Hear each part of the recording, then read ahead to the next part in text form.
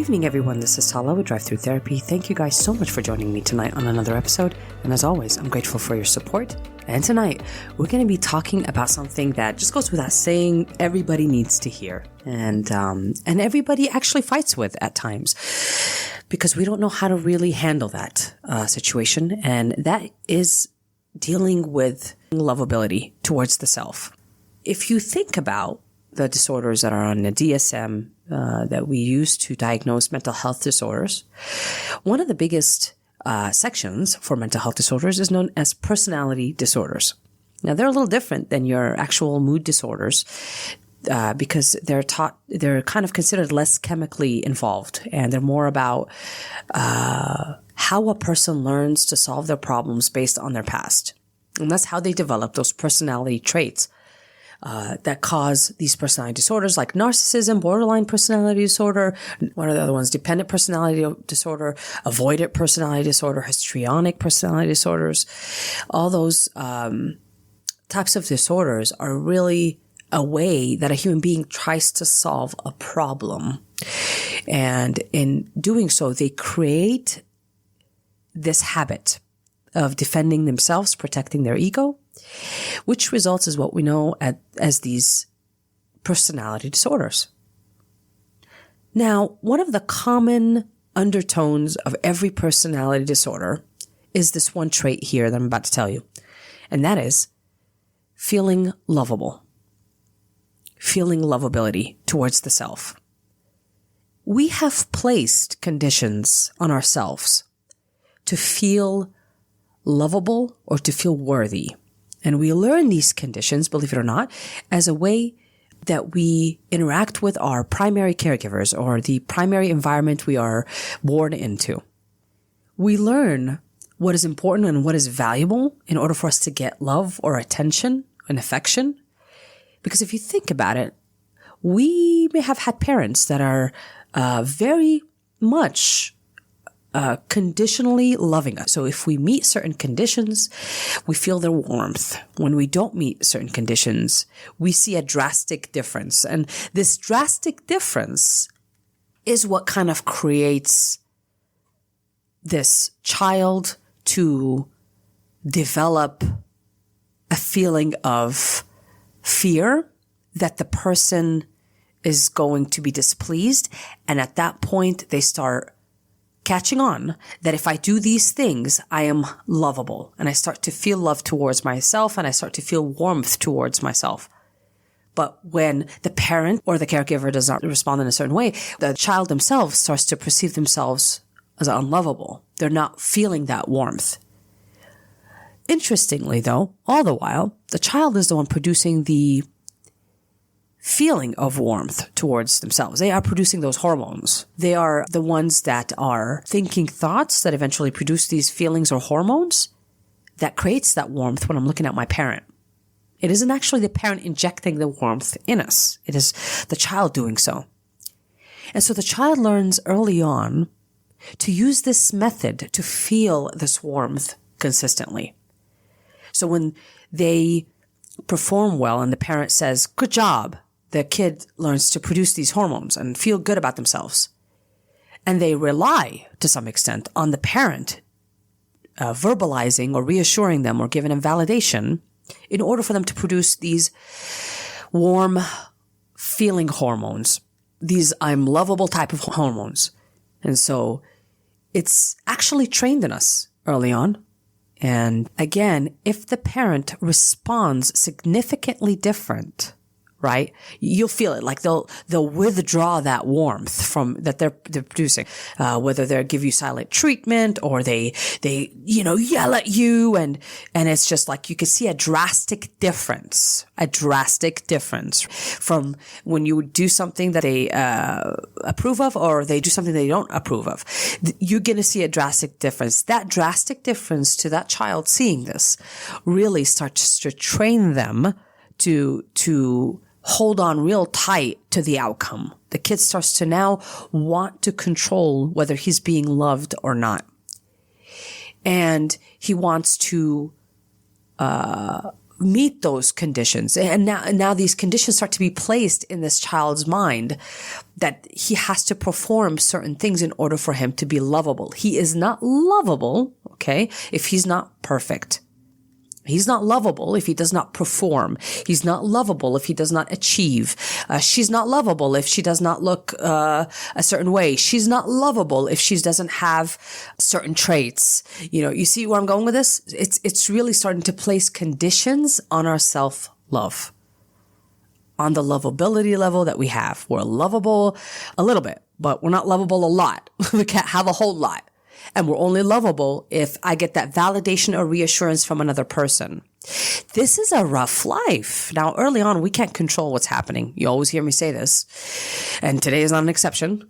We can't control if this is happening early on. The child learns to use this frame of measurement or this reference for measurement to determine their lovability or not.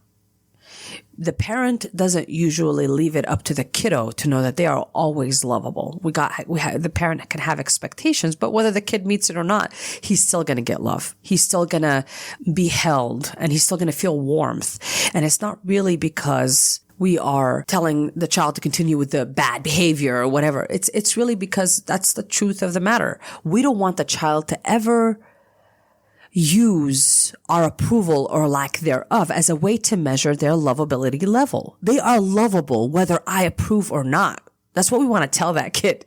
And we want to not only necessarily just tell them, we want to make sure that when we're upset or when we're angry, we recover in a way that's healthy, right? We acknowledge the kiddo's feelings. We don't remove all the warmth, right? We stop looking at them, talking to them, all that. And if you are, quickly recover, quickly recover, give them some love, let them know they're lovable, that they're worthy, and bring that back. So I want this kiddo to grow up thinking that whether my dad, my mom is upset at something I did, I want him to eventually to know that no matter what I do, I am lovable.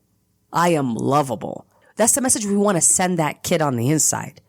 But when a parent drastically performs different, removes their warmth altogether in a very harsh way where the kid is like, oh my God, I'm loved one minute, and then the other minute it's like, I'm thrown out. The kid starts to feel this emotional abandonment becomes, oh man, it's all self-consuming for that kiddo who later becomes an adult, who eventually tries to achieve their lovability level, right, that way. They start using that same currency to continue to feel self-love in that way. I will mess with it out here. I will finick with it out here in order for me to do that. And I will have to meet conditions out here. Like I love myself when I clean the house. I love myself when I have a certain size or I'm a certain weight. I love myself when I achieve a degree, when I'm married, whatever the case is. It's like I love myself, but with conditions. Now these conditions, unfortunately, are never met because we're practicing a thinking pattern that is continuous, thinking that eventually the outcome of practicing this type of nasty thinking pattern where I'm telling myself I'm not enough, I'm thinking that's going to get me to a place where finally I feel enough. But the truth, that never really actually happens. It just eventually creates a sense of emptiness on the inside. I feel empty, and that no matter what I do, I'm never reaching a sense of self-love and satisfaction. Well, there's a reason why that never occurs. We don't ever reach that. It's because the whole time we're practicing a different thought pattern. We're reinforcing a different thought pattern. And the thought pattern that we've been reinforcing is pretty old. It says that I am only lovable if somebody's paying attention to me, if somebody outside of me is giving me love, affection, reassurance, if they say it's okay, then I feel good about me. But if the things out here don't happen the way I want them, I don't feel good about who I am. I'm not lovable at that point, right? I don't produce the love hormones, basically, towards myself, which of course love feels great. It's the best vibration ever. Energetically, emotionally, it is the best vibration to be experienced energetically. So these conditions that we do, and we practice these thoughts of trying to meet requirements so we can finally feel self-love, is not going to get us to self-love. It'll only keep getting us to a place where we've been practicing to, which is, I need more to prove more that I'm lovable. And so in order for us to get to I am lovable, we got to start today, right now, right this moment, practicing to reinforce that I am lovable with no conditions. Now I have to have you say that statement all together, because if I say I'm lovable, that's a little vague. But if I'm lovable with no conditions, that means if I try to make conditions in that moment to feel love towards myself. For example, if I'm looking at myself in the mirror and I don't love myself in that moment, I'm going to go ahead and start reflecting on, does this line up with I'm lovable with no conditions? No, because I'm saying these other criteria about my body have to be met in order for me to love myself in that moment. So guess what? All the conditions get removed. I'm still lovable in that moment. I'm still lovable. So working on self-love, my dear friends, is an actual intentional thing, as all change is about, is intentionality. I'm intentionally lining up with a new thinking process, which says I'm lovable without conditions. So if the conditions come in, I'm going to go ahead and line it up. Go ahead and remove those conditions, Tala, because all I'm practicing is to get to more conditions. So remove those conditions to eventually get to a place. I'm practicing to get to a place that eventually matches this thing that I'm doing, which I am lovable with no conditions. So I have to practice this thinking process starting now, not to get there, but I'm already here. Notice that the feeling is practicing for it to be already here. We're not going nowhere with it. We think sometimes that if I practice shame, eventually I'll get to self-love. No, ma'am, no, sir. What we're going to get to is shame. When we practice self-love and lining up with self-love with no conditions, I'm still lovable, then I get to that place. Okay? And I stay in that place as I'm lining it up. It becomes my new default setting. And we rewire the brain to get there. So this is a lot of actions that we're taking internally, not outside. We're going to stop selecting the shit that we select outside that we think is going to contribute to the formula of finally I'm going to get to self-love. But all it is just I'm reinforcing a pattern that's just going to keep coming back again and again for a temporary relief, but not a long-term internal growth and solution for me. I hope that makes sense, because it's really darn important to place no conditions on self-love.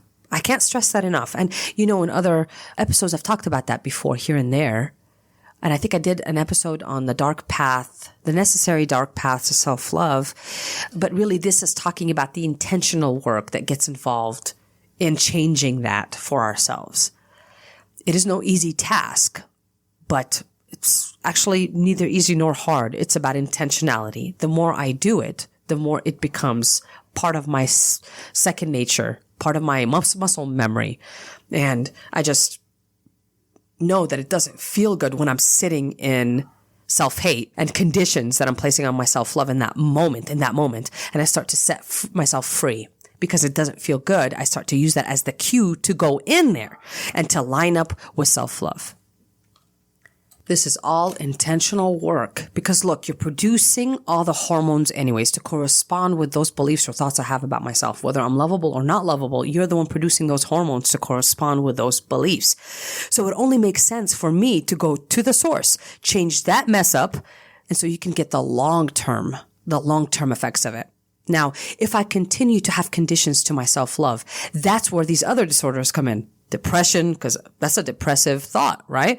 Anxiety, that's an anxious thought because I anticipate bad things happening to me. I do the what ifs and I'm distrusting of myself. I think I have to meet conditions. So when I have to do an inventory of the conditions I have to meet, and when I don't meet them, I take myself apart. You see where anxiety could come in. Yeah. So these are the disorders that come along with this type of thought patterns. So I'm not sure it's all chemical because we're producing the chemistry. Does that make sense? So it's like I'm going to go to the source. I'm not going to try to do it from the outside in. I'm going to get to you first to tell you that you have the potential to change that. But it has to be something that you do intentionally, and you don't even have to believe it fully at first. You just have to line up with it. That means your thoughts and your responses are intentionally lining up with, I'm lovable with no conditions. No conditions to my self-love. Yeah. Now it's time for me to give you a very personal example. The other day, report cards were passed out. I get home after work and I walk in, and then my family's telling me, the adults in the family are telling me, hey, your son got his report card and he's got a couple of C's, and they're all panicking. They're like, his grades dropped, and he's 6, people. He's 6. So, the fear, of course, creeped up in me. I noticed the fear. I was just seeing their faces. In my head, I went there with it too. I thought, oh my God, here I go thinking that my son is going to be homeless out on the street because he's not going to get an education. He's not going to be able to take care of himself. And I'm a failure as a parent because he got C's and he got all this. Like my mind went there, as I know every parent who loves their kids thinks that they're just going to be fear driven in that moment. And so, of course, I recognize the fear in me, but I know I wanted to make sure that I don't respond on it intentionally, because my fear is not necessarily accurate, but it is fear, and it is chemically very loud in me. So I acknowledge its presence in me. So I go over to my son and I ask him, I didn't even ask him, actually. I looked at him like, hey, this is your report card. And he nods his head. And I tell him, okay, math, C. And he looks at me and he says, C. Good. And I'm like, well, yeah. In my head, I'm like, I really had to be careful what I was going to say next. And then he says, F, bad. C is good. And I thought, okay, Tala, what do you want to do right now? You can tell him how A and B is really important to get. And then he can be preoccupied with trying to achieve this A and B, where he then later becomes the A or the B or the C or the D or the F, rather than him using his own gauge to determine what's important to him, which he has an excellent gauge. C is darn good. So let him handle the C. Like if he thinks F is bad, cool. That's his own language. And I want to keep it to how he's translated it. And it seems pretty good. I don't want to use my gauge. My gauge is fear driven. It's going to tell him that you have to get an A. My guilt and my fear and all the shame, how bad of a parent I am, right? All these things, all these insecurities are going to speak for me in that moment. And I'm going to drop that ball. And I don't want to drop that ball. I want to use what he's already got, which is he's telling me his gauge says, I'm happy with a C. And so I love that he's loving himself with no conditions. I don't gotta meet an A to be lovable. In that moment, he told me, it's just a C, and it's good. It passes. It passed. It's fine. So a lot of our parents, though, did not really do that. They made us, to some extent, believe, reinforced some of their fears, and spoke from fear and said, no, you gotta get an A. If you don't get an A, blah, blah, blah. And it's almost like we got punished for it, rather than seeking to understand our motivations, our thoughts, our feelings about things. They started to create in those moments conditions that says, I am only lovable. I feel the warmth when I get an A and a B, but I don't feel warmth from my family. And of course I don't produce these hormones, or don't allow myself to produce them, even if I get a C. So I didn't want to take away that from my son, and I wanted to leave it there. If he perceives that, okay, keep it there. He's got no conditions on himself in this case. He doesn't perceive he is the A. He doesn't perceive he's the B or the C. This is not his identity. It is simply like, hey, I do these things, and they work when they work. And if they don't, okay, I don't hear this language inside of him or outside of him, because that's how I hear it, right? Coming out, that's saying, I'm not lovable if I don't meet this condition. I don't think of myself as worthy if I don't meet this condition. I love that, and I just want to keep it there. My fear would have changed that, and I don't want my fear to speak for me. So please, just know this is just evidence to support that you are born knowing you're lovable. You're born knowing that there are no conditions to you producing that hormone of love within you, of self-love within you. You have no conditions to that. But unfortunately, when we grow up and people tell us or give us conditions to when we can produce these hormones and when to not produce them, then, and we can't really help that, right, as kids, we have to clean that up later and go back to the beginning where we know that we are lovable with no conditions. No conditions, my friends. And if anything that situation with my son taught me is that he's going to love himself with no conditions. However, he chooses, and I love this about him, he chooses what he's comfortable with. In his mind, an F is kind of undesirable because he doesn't get the little gifts that the teachers hands out and all the praise. So he enjoys that. So it was like, let me make my life comfortable and stay in there, stay in that range of A and C. And so this way I can pass. I'm cool with that. I'm really okay with that. This is his life. All I do is support it. So for example, when he got those C's, all I did was like, okay, instead of going directly to lecture him about getting an A, what I'm going to do is give him the skills he needs that if he ever decides to do the work, he knows it. So in this case, I think he got a C in math and English. So I went to the school supply place or the teacher supply place and I got a couple of booklets, one for math, one for English, and and a bunch of sight words like flashcards. And we started using those, and gets the treat or the reward for him. Wonderful. It's a cause and effect. He doesn't even know it's a reward. It's a cause and effect, really. If you do that, I don't make it seem like it's, you better do this so you can get a reward. No, I'm like, oh, it makes sense to just let's put those in there and see if you want to get what you need. Just do what you got to do. That's it. Right? And so in this way, when he's working on those worksheets and the little pamphlets I got for him, then eventually he has the skill to read and the skill to do some math that when and if he's presented with paperwork at school and he wants to do it, he has the skill sets to do so. I'm not in control whether he does it or not, although some parents like to think that they're in control of what the kid does and doesn't. He decides, he can look at that worksheet and say, you know what, I have the skill sets for it.